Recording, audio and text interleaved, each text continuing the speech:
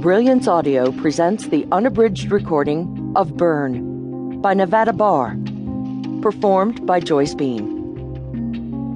For my dearest Deb and Ed, whom I have loved since we were all young and magnificently foolish.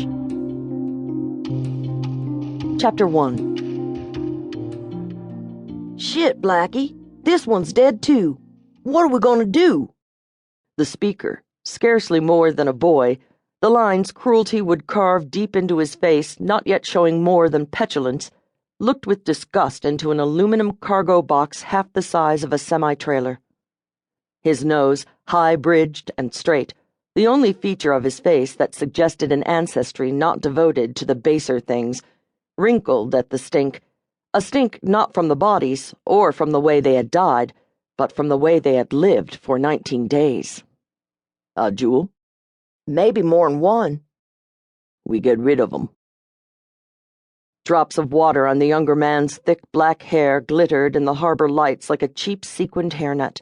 As his head pushed into the shadow of the shipping box, Blackie, 50 last birthday and made of hard muscles and hard times, turned away. For a second it had looked as if the head vanished and left the body standing stooped over by itself. Blackie didn't like magic. Didn't like things that vanished or shifted or weren't what they seemed to be, things that couldn't be relied upon. Dougie, get your goddamn head out the box, he snapped. What you doing? Sniffing 'em? Jesus. Unoffended, Dougie did as he was told. What are we gonna do? He asked again, sounding plaintive. Absurd burbling notes of ba-ba black sheep swam through the moisture-laden air. Blackie tensed, his eyes seeking and sharp with the keenness of the hunter, or the hunted. He wished the night were darker.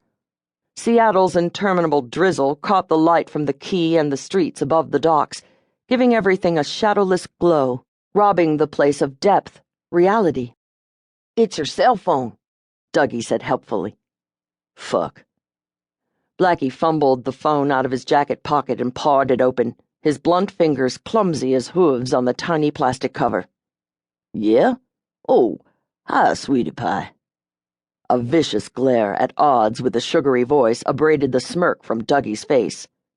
No, Laura, Daddy didn't forget. I thought you got to stay up later's all. Okay. Ready? Nighty-night. Sleep tight. And don't let the bedbugs bite. As he closed the phone, Dougie began his lament. What are we gonna... It was cut off by another few bars of the children's nursery song. Blackie's daughter liked to program the ring on his cell phone.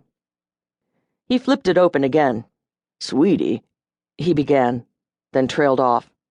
His flesh tightened over wide cheek and brow bones, drawing the rigid lines of a man in pain, or in thrall to someone who enjoyed the dark arts. Yeah, he said. And yeah. And clear.